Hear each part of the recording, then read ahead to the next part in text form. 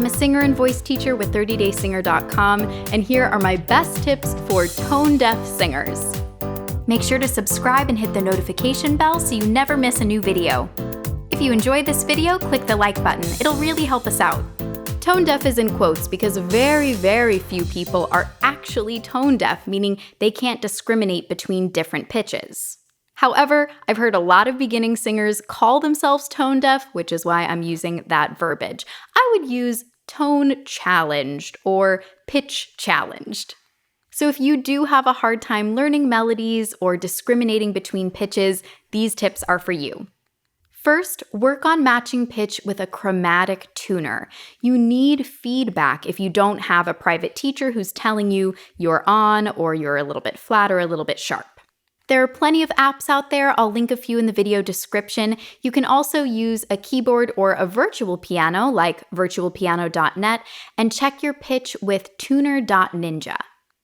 My second tip goes with the first, and that is learn to audiate. Audiation is just a fancy word for singing in your head. Put this into practice by getting a reference pitch from the keyboard and taking a second to sing that pitch in your head.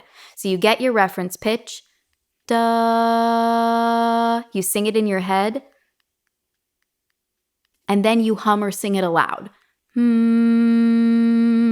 And you check how accurate you were with that chromatic tuner. This gives your vocal folds a chance to actually adjust length before you even sing. The fancy word for that is pre-phonatory tuning.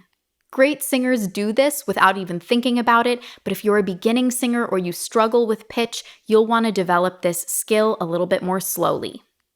Third tip for pitch-challenged singers is to find sheet music of any song you're working on. You don't need to know how to read sheet music, I promise. But let's say you're working on Someone You Loved by Lewis Capaldi. Type into Google, Someone You Loved sheet music PDF, or Someone You Loved sheet music free. Oftentimes you can find a good free upload of that song, as long as it's a popular song. Look up the sheet music and then follow the vocal line. You'll see those pitches rising, falling, staying the same, and you'll also see whether it's a big leap or a small step in the melody. You don't need to know how to read sheet music in order for this to help you. What this does is it gives you a visual map of the melody, so you can see those big changes or those notes staying the same. It'll help you to make sense of the melody that you hear.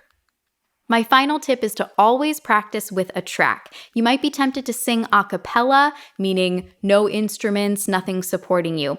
But if you struggle with pitch, I always want you practicing with either the original song or a karaoke track.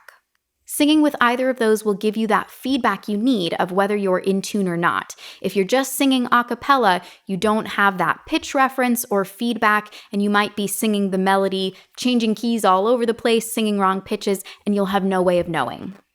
Thank you for watching, and I want to encourage any singers who are pitch challenged. You absolutely can improve. I've helped many singers improve their intonation and their sense of pitch. It can be done. I know it's frustrating in the beginning. It just seems to come really easily to some people and maybe not to you, but it is a skill that you can develop and get so much better at.